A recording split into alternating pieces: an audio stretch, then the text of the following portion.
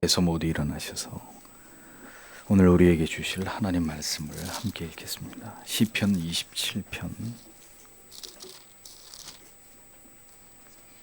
27편 7절에서 14절까지입니다.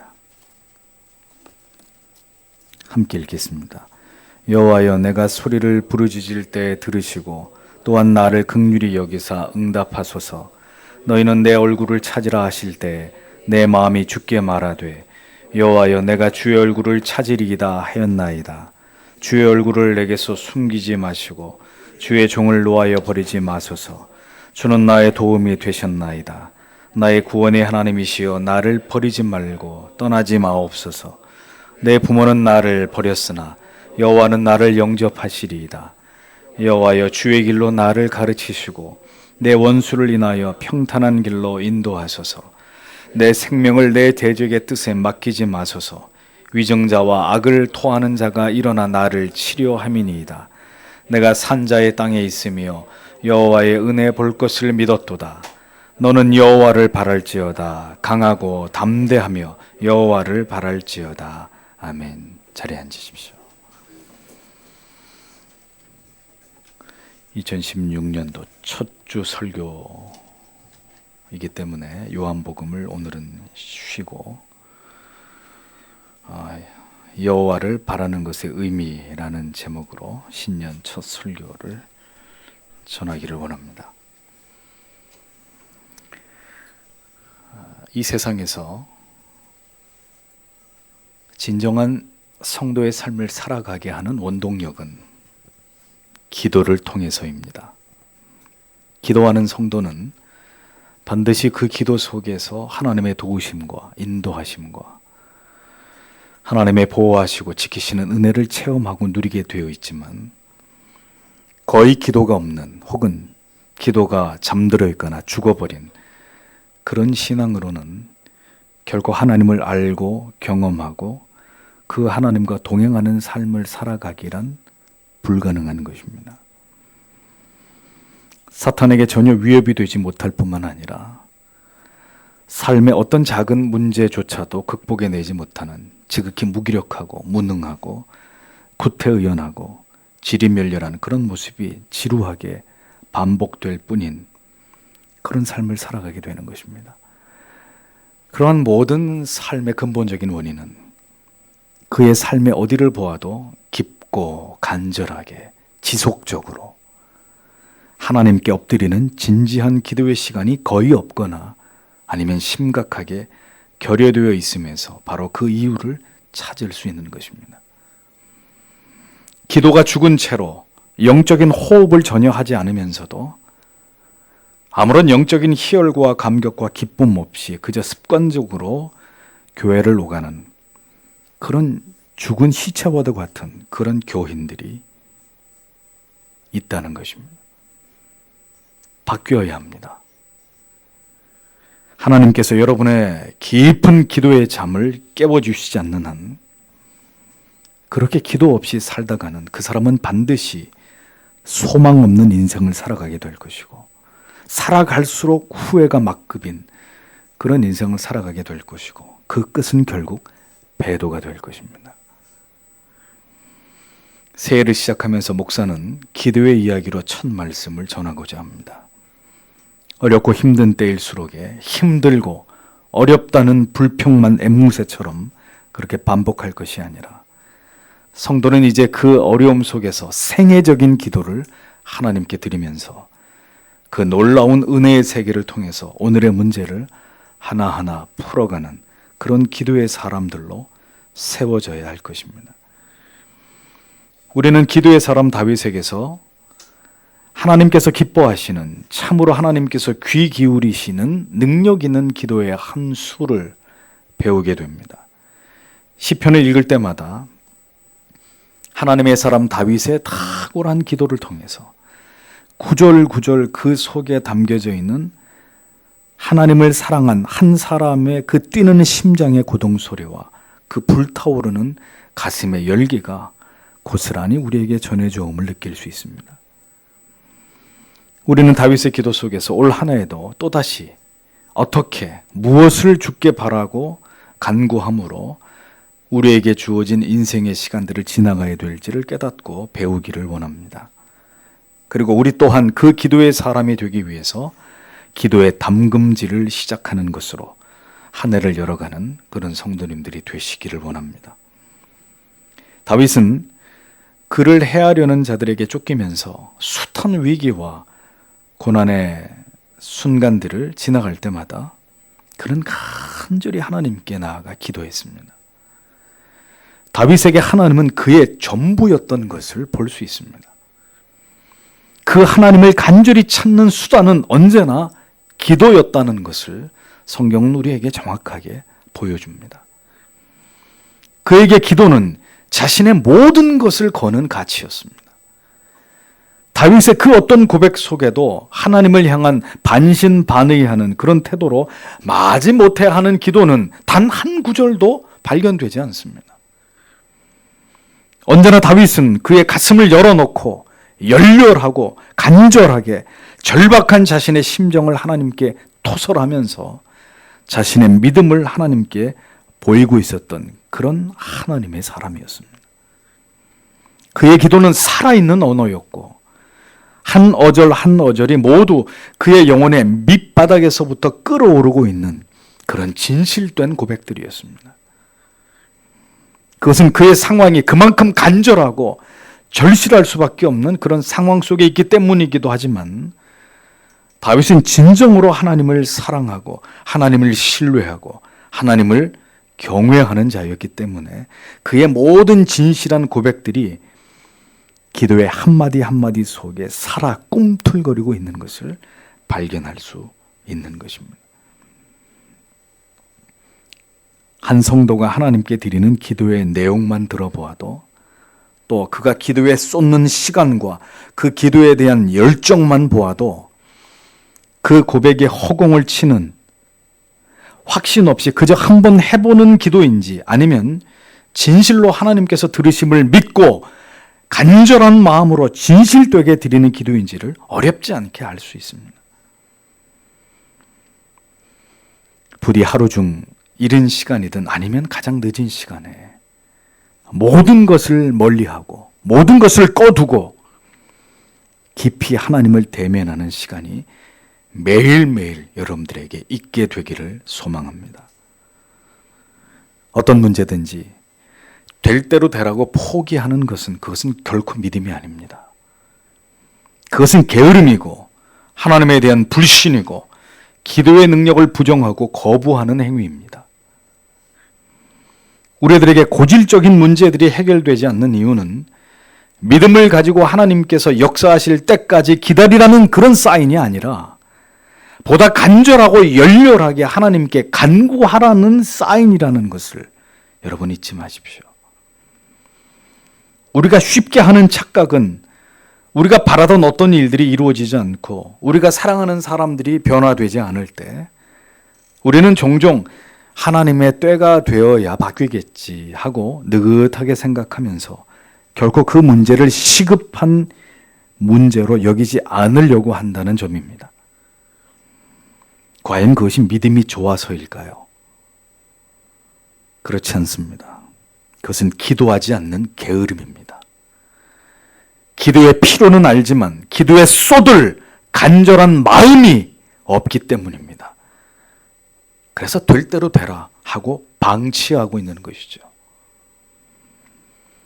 그러면서도 우리는 하나님의 때가 되면 이루어질 것이라는 전혀 근거 없는 믿음을 가지고 태연하게 우리의 기도의 제목들을 내팽개쳐 두고 그렇게 살아가는 일에 익숙해지고 있습니다.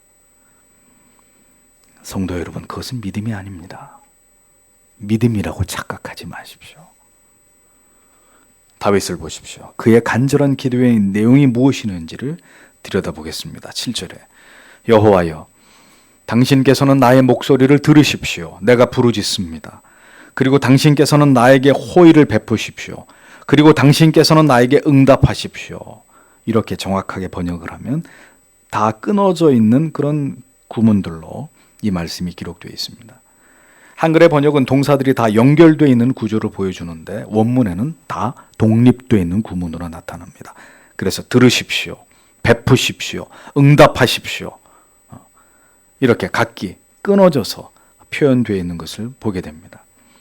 단호하고 간절한 절박한 시인의 심정이 그대로 직설적으로 묘사되고 있는 이런 형태를 보여줍니다. 그런데 이 표현을 잘 보면 이런 표현들은 하나님께 간곡하게 기도를 드리는 입장에서 어떻게 보면 너무 격에 어긋난, 전혀 겸손하지 않은, 아주 도도하고 당당해 보이는 그런 느낌을 우리에게 들게 만듭니다. 마치 마땅하고 당연하게 하나님께서 그렇게 해 주셔야만 하는 어떤 의무가 있으신 것처럼 다윗은 그렇게 하나님께 아주 당당하게 요청하고 요구하고 있는 모습을 보여줍니다. 왜 이러한 기도가 하나님께 허용되는 것일까요? 저는 우리 집의 아이들의 모습 속에서 그 이유를 종종 깨닫게 됩니다. 우리 집의 두 아이들은 무엇인가를 아내에게 요청하고 말할 때 조금도 미안해하는 기색이나 어려워하는 법이 없습니다. 그렇다고 예의가 없다는 말은 아닙니다. 그러나 아주 당당하게 자기들에게 필요한 사항을 조목조목 엄마에게, 아내에게 열거합니다. 그런데 정도가 지나치지 않으면 아내는 그 요청이나 부탁들을 대부분 수용해 줍니다. 자녀들은 어떤 부분에 있어서 당당하게 부모에게 그들의 도움을 요청할 권리가 있고, 부모는 그것이 마땅히 들어주어야 될 부모의 책임이라면 기꺼이 그것을 감당해 줌으로써 부모로서 어떤 희열을 느낄 때가 있습니다. 참 이상한 관계입니다. 당당하게 달라고 하는데 그 요청을 받아들이는 쪽은 전혀 기분 나빠하지 않고 오히려 그것을 들어주지 못할 때 미안한 마음마저 느낍니다. 세상에 부모와 자식 외에 어떤 관계 속에서 이런 모습을 찾아볼 수 있겠습니까? 내가 만약에 지나가는 사람한테 뭔가를 당당하게 내놓으라 그러면 정신 나간 사람 취급을 받을 거예요. 그것이 부모와 자식 관계 속에서 통용되고 허용되는 당당함이고, 그 당당한 요청에 응함이 때로는 버거움이 아니라 부모로서 느끼는 자부심이 되기도 하는 것입니다. 하나님께서도 그렇게 우리의 이러한 기도에 대해서 하나님을 향한 절대적이고 절박하고 진실된 그런 당당한 간구에 대해서 하나님이 그렇게 여겨주시고 그러한 요청에 기꺼이 화답하시는 아버지가 되신다는 것을 여러분들은 기억하셔야 합니다. 아버지, 이거 해 주실 수 있겠어요? 이렇게 믿어하지 못하는, 마지 못해 하는 그런 부탁보다는 아버지, 이것을 해결해 주세요. 저를 도와주세요. 저를 지켜주세요. 제가 꼭 필요한 이것을 아버지께서 저에게 주시면 저는 너무 기쁘겠습니다. 이렇게 믿음을 가지고 반드시 아버지께서 그렇게 해 주실 것이라고, 그렇게 해 주실 수 있는 능력 있는 분이라고 믿고 그렇게 당당하게 요청하는 것이 때로는 아버지의 마음을 기쁘게 하는 것인 것처럼, 하나님께서는 그 사랑하는 자녀들이 어떤 어려움과 위기와 절박함 속에서도 하나님, 그런데 이제는 제가 할 수 있는 것을 다 해봤고 더 할 게 없어서 내가 기도라도 이제 하려고 하니까 크게 기대는 하지 않지만 하나님 하실 수 있으면 제 기도 좀 들어줘 보십시오. 이런 기도보다는 다윗의 기도처럼 나의 목소리를 들으십시오. 나에게 호의를 베푸십시오. 나에게 응답하십시오. 하나님, 나에게 꼭 말씀해 주셔야 되겠습니다. 이와 같은 절대적으로 하나님을 신뢰함으로 하나님께 요청하고 요구하는 그런 믿음을 가지고 당당하게 하나님께 우리의 도움을 하나님께 구하는 그런 기도를 하나님이 기뻐하신다는 것을 우리는 다윗의 기도를 통해서 깨닫게 되는 것입니다. 하나님을 바란다는 것은, 하나님께 기대한다는 것은 바로 이런 것입니다. 하나님은 그 기도하는 자가 정말 하나님만을 바라고 의지하는 믿음을 가지고 기도하는 것인지, 한번 기도라도 해보는 것인지, 어쩌다가 마음이 생겨서 기도라도 해볼까 하는 기도인지, 정말 이 기도를 들으시는 하나님을 믿고 의지하면서 간절히 절박하게 진실된 마음으로 기도하는 것인지를 하나님은 다 아신단 말이에요.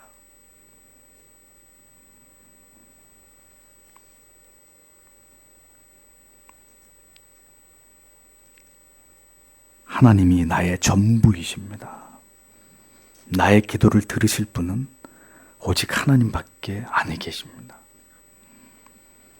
그런 믿음으로 하나님께 기도하는 것을, 그 믿음을 하나님께서 기쁘시게 여기시고 그것이 살아계신 하나님을 바라는 태도라는 것을 성도 여러분 잊지 마시길 바랍니다. 문제는 그런 기도를 드리느냐, 우리의 기도의 태도와 자세에 있는 것이라는 거죠. 그 중심에 하나님을 향한 온전한 믿음, 아버지께서 반드시 그렇게 해주실 것이라는 완전한 신뢰, 하나님의 백성들에게서 오늘도 하나님께서 보고 싶어 하시고 확인하고 싶어 하시는 것은 바로 그런 믿음이라는 것입니다. 다윗은 점점 기도의 수위를 높여갑니다. 8절을 보면 당신께 나의 마음이 말했습니다. 당신께서는 나의 얼굴을 찾으십시오. 여호와여, 내가 당신의 얼굴을 찾을 것입니다. 이렇게 기록하고 있습니다. 하나님을 바라고 하나님께 간구한다는 것은 바로 하나님의 얼굴을 구하는 것입니다. 즉 하나님의 존재 그 자체를 구하는 것을 의미하는 것입니다. 하나님의 얼굴을 찾으라는 말의 의미가 무엇입니까? 하나님의 존재하심 그 자체를 구하면서 하나님께로부터 비롯된 은혜와 도우심을 구하라는 것입니다. 하나님 외에 다른 도움은 다 거절하고 그건 기대하지도 말고 오직 하나님께로부터 나에게 부어지는 은혜와 도우심을 기대하라는 의미입니다.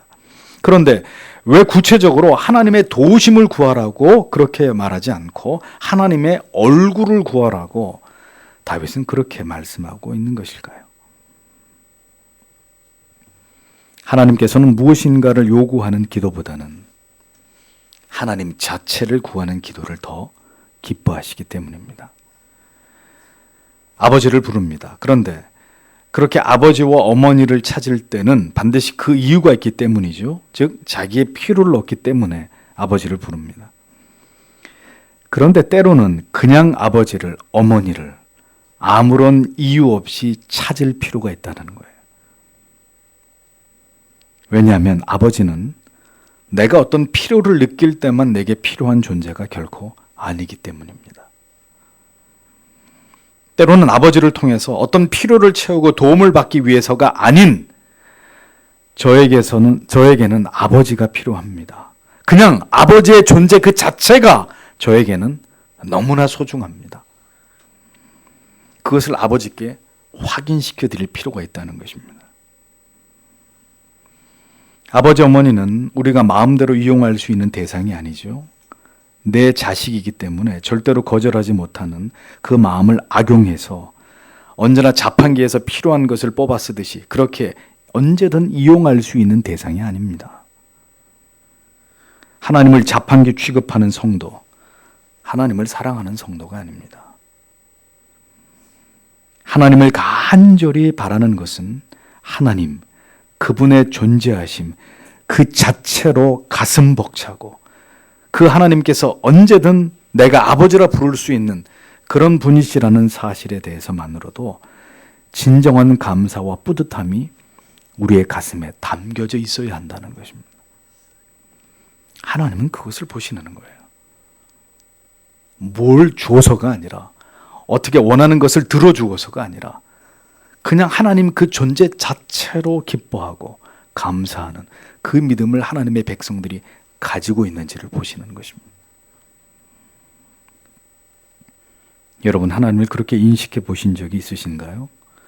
무엇인가 내게 급한 일이 있어서 생전 찾지도 않고 소중하게 여기지도 않다가 다급하게 그 이름을 부르고 찾는 그런 것이 아니라 언제나 그 이름을 부르고 그 하나님의 얼굴을 구하면서 하나님께서 나의 영원한 아버지가 되어주심을 감사드리는 그런 진실된 고백과 그런 진실한 감정을 여러분들의 삶 속에서 얼마나 하나님께 자주 표현하고 있는지를 생각해 보셔야 된다는 겁니다.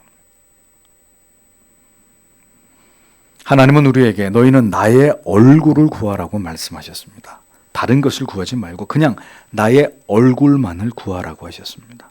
하나님의 임재, 그 존재하심, 그 영광만으로 감격하고 감사하고 무한히 신뢰하고 마음 든든히 여기는 그 하나님을 향한 우리의 그 마음을 하나님께서 우리에게 원하신다라는 것을 우리는 잊지 말아야 됩니다.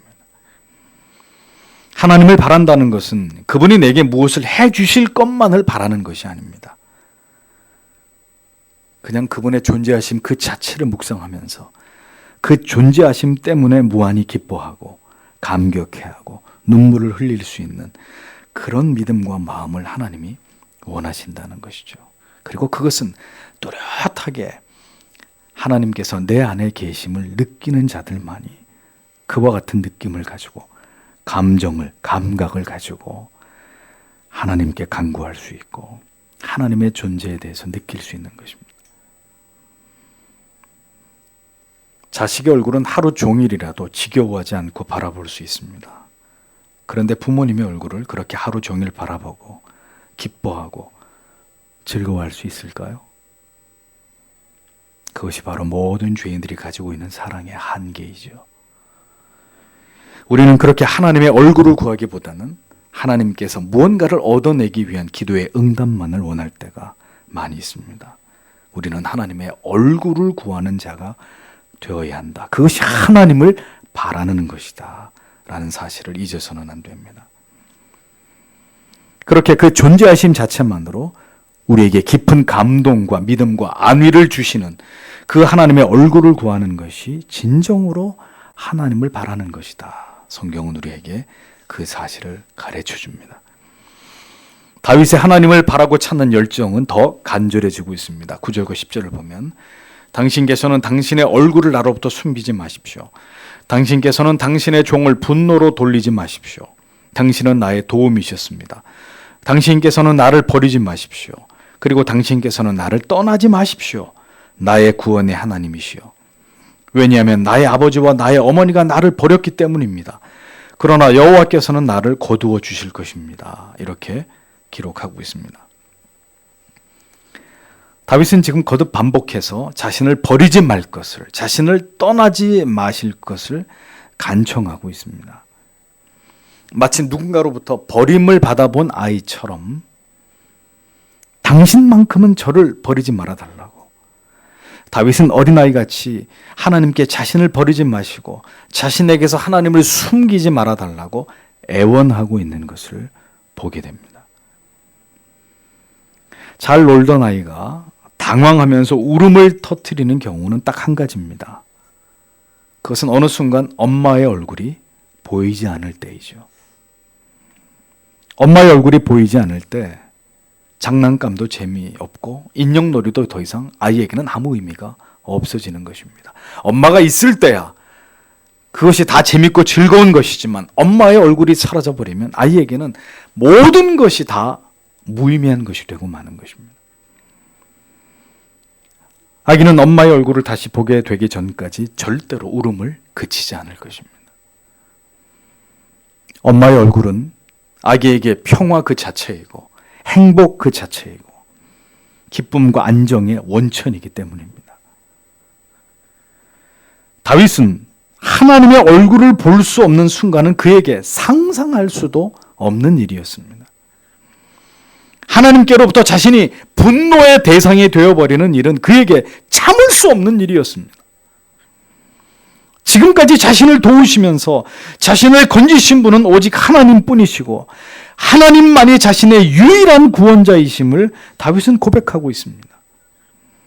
하나님으로부터 버림을 받거나 하나님께서 자신에게 떠나가신다는 것은 다윗에게는 결코 생각할 수도 없는 그런 일이었다는 것을 우리는 그의 고백 속에서 느낄 수 있습니다.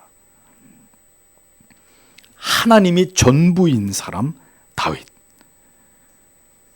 왜 하나님께서 그를 사랑하실 수밖에 없으셨고, 다윗이 간음의 죄와 살인을 교사하는 끔찍한 죄를 범하였어도 하나님께 버림을 받지 않고 여전히 하나님의 사랑을 받을 수밖에 없었는지, 우리는 다윗의 이러한 하나님이 자신의 전부임을 고백하고 단 한순간도 하나님께로부터 떨어져 있거나 하나님을 잊지 않고자 하는 그의 심경을 토로하는 그의 표현 속에서 절절히 그것을 깨닫게 되는 것입니다.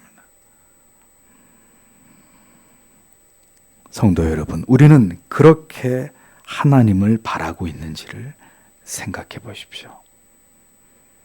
그렇게 절박하게 한순간도 하나님께로부터 멀어지거나 하나님께 버림을 받거나 하나님께서 나에게서 떠나시고 나를 멀리 하시는 것에 대해서 어린아이가 엄마를 잃어버릴 때 목 놓아 울면서 절박한 마음으로 얼마를 찾듯이 오늘 그렇게 우리가 하나님을 찾고 있는지를 돌이켜봐야 된다는 것입니다.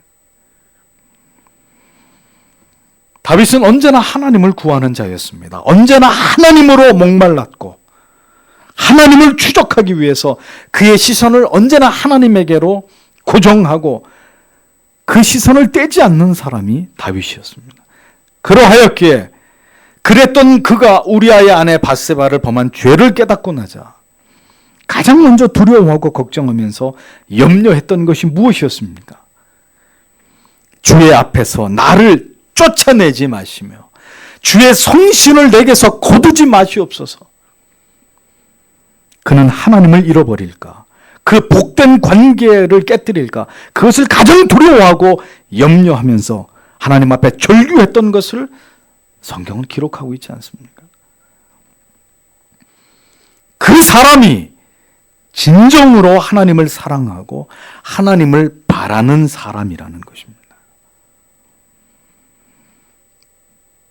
내가 무슨 짓을 해서 관계가 어떻게 되든 나는 알 바 아니고 지금은 하나님보다는 세상을, 죄악을 더 즐기고 볼 것이다. 그런 뻔뻔한 마음으로 하나님의 면전에서 악을 행하고 등을 돌리는 사람은 결단코 하나님의 자녀가 될 수 없는 것입니다. 하나님은 그렇게 지금 그대로부터 이러한 어처구니 없는 대우를 받으셔도 괜찮은 그런 분이 결코 아니십니다. 하나님과의 관계를, 그 복된 동행을 귀하게 여기는 사람이 아니라면 그는 그리스도의 사람이 아닌 것입니다. 우리는 다윗처럼 이렇게 하나님께 민감한 자들인가? 그가 나를 잊으실까? 그가 나를 버리실까? 그가 나를 멀리 하실까? 언제나 노심초사하는 그런 하나님을 향한 열심이 있는 자들인가? 우리 자신에게 물어봐야 되는 것입니다. 물론 하나님은 다윗의 염려처럼 그렇게 우리를 버리셨다가 또 찾으셨다가 또 버리셨다가 그렇게 변덕을 부리시는 신은 결코 아니십니다. 그런데 왜 다윗은 이러한 절박하고 절실한 자신의 마음을 이렇게 표현하고 간절히 하나님께 요청을 하고 있었던 것일까요? 다윗이 하나님이 어떤 분인지 잘 몰라서였을까요? 어떤 일이 있어도 하나님은 나를 버리실 수 없어요. 그렇게 결코 못하실 겁니다. 그러니 나는 지금 당신을 잠시 잊어버리고 다른 사람을 품에 안고 나는 쾌락을 맛보다가 다시 당신이 생각나면 나는 돌아올 것입니다. 만약에 그런 마음으로 수시로 하나님을 돌려 세울 수 있는 그런 마음을 가진 자라면 그 사람은 하나님의 자녀가 아니란 말입니다. 결코 나를 버리시지 않는 하나님이시라는 것을 알고 있지만 나의 작은 실수, 나의 작은 죄라도 하나님의 마음을 아프게 하고 혹 하나님께서 나를 그것 때문에 멀리 하실까?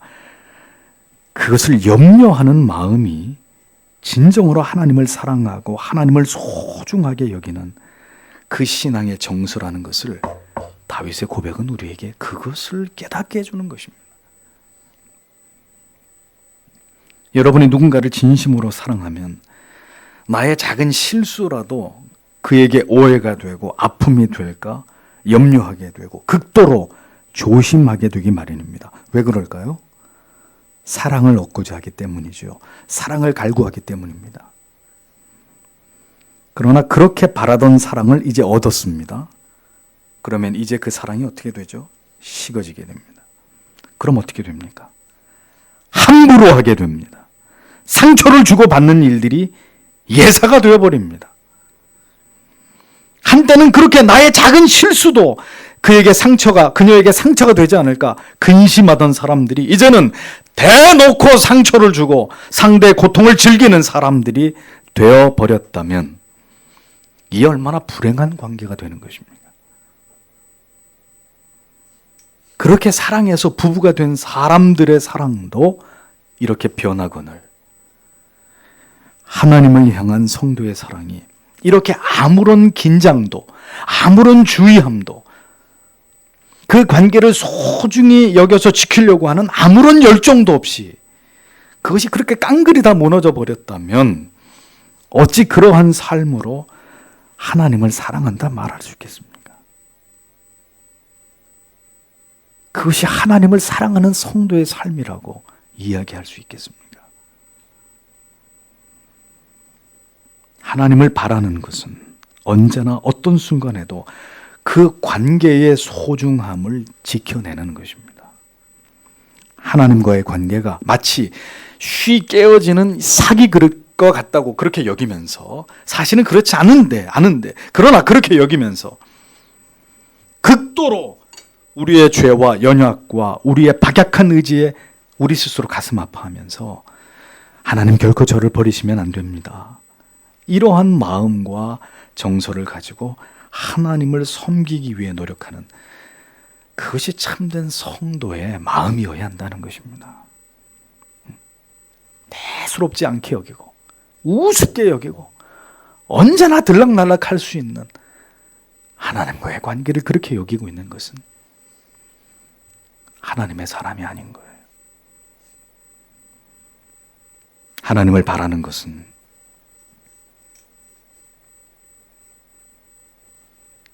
언제나 진실된 마음으로 그 관계가 가장 소중하다고 믿고 그래서 그 관계를 깨뜨리려고 하는 모든 것들과 더불어서 격렬하게 싸우는 것이에요.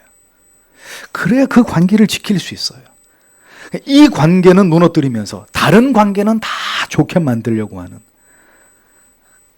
신앙인의 양심은 그것을 절대로 허용하지 않습니다. 다윗은 자신의 부모는 자신을 버렸지만 하나님께서는 영원히 나와 함께 하실 것이라고 고백합니다. 이 말은 실제로 부모가 다윗을 버렸다는 그런 의미가 아닙니다. 다윗이 부모와 떨어져 있었던 시간은 있었지만 성경 어디에도 부모로부터 버림을 받았다는 기록은 없죠. 그러므로 이 표현을 그대로 해석하기보다는 하나님의 사랑을 부모의 사랑과 비교해서 하나님의 사랑이 더 탁월함을 드러내기 위해서 부모님의 사랑은 내게 있어서 부족한 사랑이었지만 하나님의 사랑은 내게 있어서 차고도 넘치는 사랑이 되었다는 그런 의미로 이해해야 바람직하다고 볼 수 있습니다. 다윗의 통찰은 진실로 그러했습니다. 아무리 나를 이 세상에 태어나게 해주신 부모님이고 그 부모님의 사랑이 바다와 같다고는 하나 우리를 완전하게 사랑해 줄 수 있는 사랑은 아니라는 것이죠. 육신의 부모의 사랑은 부족하고 때로는 육신의 부모의 마음은 자식의 마음을 완전히 이해하지 못하는 한계를 갖습니다. 때로는 더 나아가서 쉬 사라지지 않는 깊은 상처를 자식들의 마음에 주기도 합니다. 그러나 하나님의 사랑은 결코 어떤 일이 있어도 우리에게 결핍되거나 부족하거나 우리에게 아픔을 주는 그런 사랑이 아니라는 것을 다윗은 밝히고 있었던 것입니다. 우리를 결코 버리지 아니하시는 하나님의 사랑을 기억하는 것이 바로 성도의 하나님을 바라는 신앙입니다.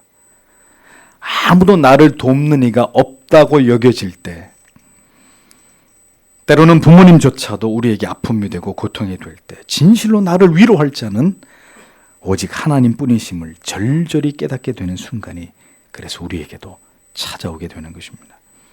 그래서 이 말은 부모의 무능과 부족을 강조하려고 하는 말이 아니라 하나님께서는 그렇게 절대 고독 속으로 우리를 인도하심으로 우리가 진정으로 믿고 의지하고 사랑해야 될 대상은 오직 하나님뿐이시라는 것을 깨닫게 하시는 그것을 교훈하기 위해서 다윗은 이와 같은 교훈을 표현을 했던 것이죠.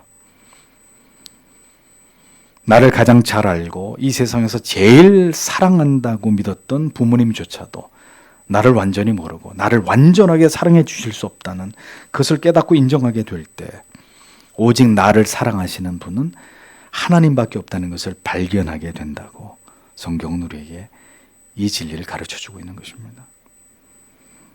가장 가까운 사람들에게까지 고통을 당하고 아픔을 겪어야 하는 일들이 여러분에게 있을 수 있습니다. 그러나 그때 그분들을 원망하거나 스스로 자기 연민에 빠져들지 마십시오. 고개를 들어서 온전히 나를 사랑하시고 나의 모습 그대로를 사랑해 주시는 하나님을 의지하십시오. 그 하나님을 온전히 신뢰하고 그 하나님께로부터의 도우심을 바라십시오. 오직 하나님만이 우리의 지친 영혼의 안식처가 되어 주실 수 있습니다. 이어지는 11절 12절을 보면 여호와여 당신께서는 나를 당신의 길로 가르치십시오. 그리고 당신께서는 나를 평탄의 길로 인도하십시오. 나의 원수들로 인하여 당신께서는 나를 나의 대적들의 욕망에 주지 마십시오. 왜냐하면 거짓 증인들과 폭력을 내뿜는 자들이 나에게 대항하여 일어났기 때문입니다. 이렇게 번역이 됩니다. 하나님을 바라는 신앙은 나를 향하신 하나님의 길을 가르쳐 주기를 구하고 하나님의 뜻에 불순종함으로 굴곡의 고난을 자초하는 길이 아닌 주의 인도하심 가운데 행하게 되는 평탄한 길로 나를 인도하여 주시기를 구하는 것입니다. 또 그냥 평탄한 길만을 원하는 것이 아니라 비록 험한 길이라 할지라도 주와 함께 걸어감으로 그 험한 길을 평탄하게 느낄 수 있는 그런 길로 자신을 인도하여 주시기를 간구하고 있는 것을 보게 됩니다. 중요한 것은 나의 길이 아닙니다. 나의 계획과 내가 생각하는 길이 아니라 하나님과 동행하는 길이어야 한다는 거죠. 부디 여러분과 여러분의 자녀들이 하나님과 동행할 수 있는 환경을 추구하고 그 길을 가게 해야 할 것입니다. 어떤 것도 하나님을 가까이 하는 신앙의 가치를 대신할 수 없고 하나님을 올바로 신앙하는 것을 희생하면서까지 얻고자 하는 가치가 있어서는 안 될 것입니다. 성공과 출세의 길을 포기하고 믿음으로 하나님과 함께 걸어갈 수 있는 넓은 신장로보다는 좁은 오솔길을 택할 수 있어야 합니다. 많은 사람들이 걸어가는 대로보다는 좁은 길로, 가고자 하는 사람들이 많지 않은 길로 그렇게 걸어가는 자들이 되셔야 합니다. 성공에 대한 야망을 버리십시오.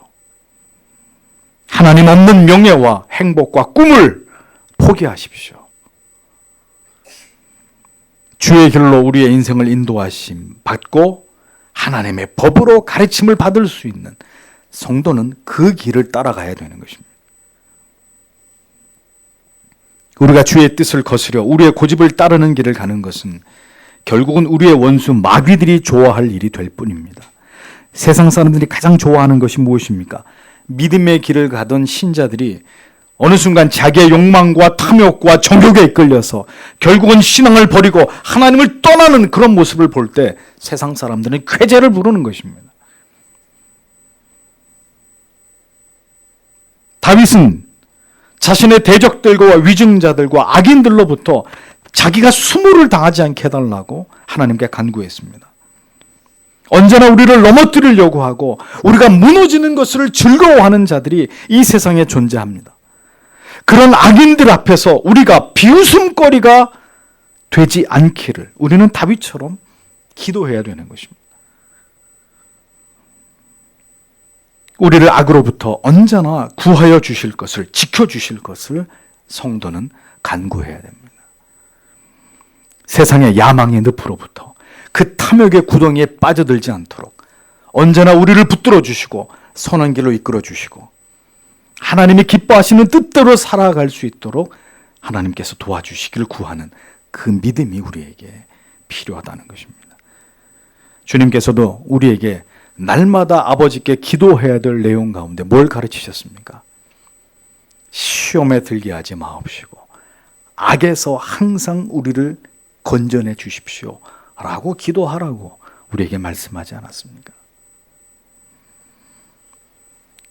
13절과 14절을 보겠습니다. 이 세상에 머무는 내 한 생애에 내가 주님의 은덕을 입을 것을 나는 확실히 믿는다. 너는 여호와를 소망하라. 너는 강하게 되어라. 그러면 그가 너의 마음을 담대하게 할 것이다. 그리고 너는 여호와를 소망하라. 이렇게 기록되어 있습니다. 다윗은 하나님을 경외하는 자신의 한평생의 삶이 반드시 하나님의 은덕을 잇는 생애가 될 것이라는 것을 믿었습니다. 그는 흔들리지 않았습니다. 내가 만일 산자의 땅에서 여호와의 은혜를 볼 것을 믿지 않았다면 나는 멸망당하고 말았을 것이다. 지금 그런 의미예요. 다윗은 하나님께서 택하신 백성들에게 반드시 은혜를 베푸심으로 그들을 붙드신다는 사실을 확신하고 있었던 사람입니다. 그 은혜가 없다면 자기는 아무것도 아니고 결코 자신은 이 세상에서 살아갈 수 없는 존재가 되고 말았을 것이라고 고백하고 있습니다. 신자는 그렇게 사는 것입니다. 하나님이 도와주시지 않으면 나는 망한다. 나는 죽는다. 그런 각오로 살아가는 사람들입니다. 하나님이 안 도와줘도 나는 얼마든지 잘 될 수 있다. 하나님이 간섭하지 않아도 나는 성공할 수 있고 내 사업은 잘 되고 내가 원하고 바라는 모든 것들은 다 이루어질 수 있다. 그렇게 믿는 사람이 있다면 그 사람은 신자가 아닙니다. 하나님이 나와 함께하지 않으면, 하나님이 나를 도우시지 않으면 나는 망할 수밖에 없다. 나는 이 세상의 죽은 자와 같다. 나는 세상에 살 가치가 없는 그런 사람이다. 그렇게 믿고 살아가는 사람이라야 그가 하나님의 사람이죠. 그런 신념을 가지고 있는 사람이라야 정말 하나님이 그를 붙들어 줄 수밖에 없는 사람이죠. 하나님이 안 도와줘도 안 망할 것 같은 사람을 하나님이 도와주시겠습니까? 하나님이 굳이 그와 함께 하시겠습니까? 하나님이 도와주지 않으면 망할 것 같은 삶을 살아가는, 믿음으로 그 외길을 걸어가는 그런 사람이라야 하나님의 손을 뻗어서 건져내 주셔야 될 때 건져내 주시고, 보호해 주셔야 될 때 보호해 주시고,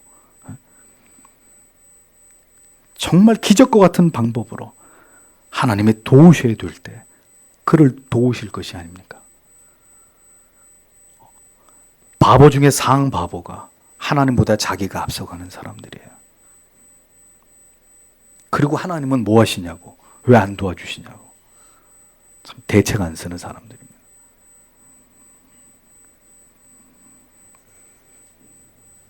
어떠한 어려움과 고난과 절망적인 상황과 생명을 잃을 수 있는 위기의 순간에도 그는 자신의 생애를 저주하거나 낭망하지 않고 자기 연민에 무너지지 않고 하나님을 사랑하고 경외하는 자신의 인생이 반드시 하나님께로부터 은혜를 입게 될 것이라는 것을 확신하면서 다윗은 그 믿음을 굳게 붙들었던 사람입니다. 성도는 이 믿음으로 사는 것입니다. 어떤 어려움이 있어도 하나님께서 감당할 은혜를 주신다. 어떤 환난과 핍박이 와도 반드시 하나님이 나의 믿음이 무너지지 않도록 지키신다. 그 믿음이 없으면 우리는 결코 이 세상에 살아갈 수 없는, 소망 없는 그런 존재일 따릅니다. 자기 자신에 대한 존재, 그런 의식을 가지고 살아가는 사람이 신자가 되어야 하는 것입니다. 다윗은 종종 자기 자신을 2인칭의 시점으로 바라보면서 담대하게 자기 자신에게 외치고 타이르고 격려하고 선포하는 이런 표현들을 시편에서 자주 보여줍니다. 여기서도 마찬가지예요. 이것은 어떤 자기 최면이나 어떤 구상화 혹은 긍정의 힘을 믿는 그런 차원의 엉터리 같은 그런 믿음과는 거리가 먼 것입니다. 다윗의 이러한 선포는 철저하게 하나님만을 의지하고 경외하는 그 믿음에서 비롯된 것이죠. 믿음에서 비롯된 선포이고 고백이고 자기 선언입니다. 오직 나와 내 집은 여호와만을 섬기겠노라. 여호수아는 선포하지 않습니까? 그러니까 어두운 시대, 암울한 시대일수록의 성도는 이 진리 안에서 자기 정체성을 찾아야 되는 것입니다. 하나님의 말씀 안에서 어떻게 살 것인지를 각오하고 결단하고 그것을 선포하는 사람들이 되어야 하는 것입니다. 하나님께서는 그러한 고백을 믿음으로 간주하시고 믿음의 선포로 여기시고 그와 동행하시고 그 믿음을 지켜나가도록 도우시는 분이라는 것을 다윗은 체험적으로 그 사실을 고백하고 있는 거예요. 그래서 강하고 담대하며 여호와를 바랄지어다 라는 이 부분의 정확한 번역은 강해져라, 그리하면 그가 너의 마음을 강하게 하시리라, 이렇게 되어 있습니다. 성경은 분명하게 우리는 아무 노력도 안 하고 열중쇼하고 있는데 하나님께서 일방적으로 우리를 이끌어 가시고 우리는 아무것도 할 필요가 없다, 이렇게 말씀하고 있지 않습니다. 하나님을 의지하고 우리가 어떤 결정을 내리고 어떻게 믿음으로 살기 위해 노력을 하는지의 여부에 따라서 하나님께서도 우리를 어떻게 도우실지를 결정하신다고 성경은 우리에게 분명하게 가르쳐 줍니다. 결국 어떤 환경에서든지 담대하게 여호와를 바라는 자들, 여호와의 방식대로, 여호와의 방법대로, 하나님의 법대로 그렇게 하나님을 바라는 자들, 하나님의 얼굴을 구하며 하나님만을 견고하게 신뢰하면서 그가 우리를 결코 버리지 않음을 붙드는 그것을 믿는 자들에게 어떻게 하신다고요? 하나님은 그들의 마음을, 그들의 영혼과 믿음을 더 강력하게 강화시킨다고 성경은 우리에게 분명하게 말씀하고 있는 것입니다. 신앙은 머리로만 믿는 게 아니에요. 어떤 상황 속에서도 담대하게 하나님을 바라보는 것입니다. 믿음이 뭐라고요? 주님만 바라보는 거예요. 믿음의 정의, 바라보다. 불뱀에 물려서 죽어가던 이스라엘 백성들이 장대 끝에 매달린 놋뱀을 바라보는 순간 어떻게 됐어요? 나음을 입었죠. 그리스도를 바라보는 거예요. 나를 바라보는 것도 아니고 다른 사람을 바라보는 것도 아니고 세상의 그 어떤 유력한 힘을 우리가 바라고 기대하는 것도 아니고 오직 하나님만을, 오직 예수 그리스도의 십자가만을 바라보는 것, 그게 믿음이에요. 믿음이 아닌 것은 다른 것도 바라보는 거예요.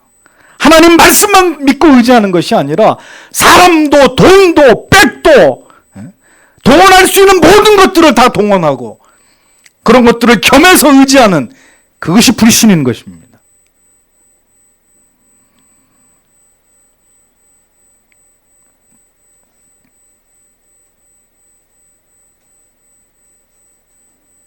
어떤 상황 속에서도 담대하게 하나님을 바라보는 것, 하나님을 찾고 의지하는 것, 하나님이 그것을 믿음으로 여기시고 그 믿음을 보이는 자들의 믿음을 더 강하게 하시겠다. 그래서 신앙은 뒤로 물러가는 것이 아닙니다. 포기하는 것이 아닙니다. 때가 되면 다 알아서 해 주시겠지, 그것은 믿음이 아닙니다. 믿음을 가진 사람은 하나님을 의지하고 강하고 담대하게 우리의 요구하는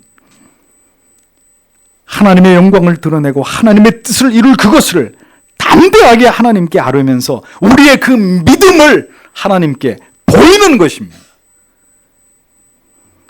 하나님은 그것을 믿음으로 간주하시는 거죠. 믿음이 왜 자라지 않습니까? 믿음이 자라기를 바라지 않거든요. 믿음이 자라는 데는 대가를 지불해야 되거든요. 그냥 콩나무에 물 끼얹으면, 콩나무 시루에 물 끼얹으면 콩나무가 자라듯이 믿음은 그렇게 쑥쑥 아무 노력도 하지 않고 마음에 아무 뜨거운 열정을 품지 않는데도 쑥쑥 자라가는 그런 차원의 것이 아닙니다.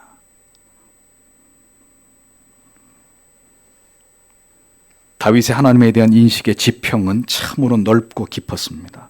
그것은 그가 하나님을 아는 지식에 있어, 하나님에 대한 경험에 있어 우리와 견줄 수 없을 만큼 차원이 다른 사람이라는 것을 증명하는 것입니다.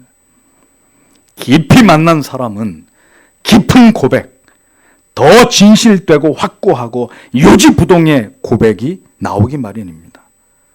미지근한 신앙은 언제나 뒤로 물러날 궁색한 변명과 이유만을 만들어낼 뿐입니다. 그런 신앙은 반드시 하나님 앞에 토해냄을 당하게 되어 있습니다. 차든지 덥든지 해라. 미지근하여 내가 내 입에서 너를 토해내리라. 말씀하지 않았습니까?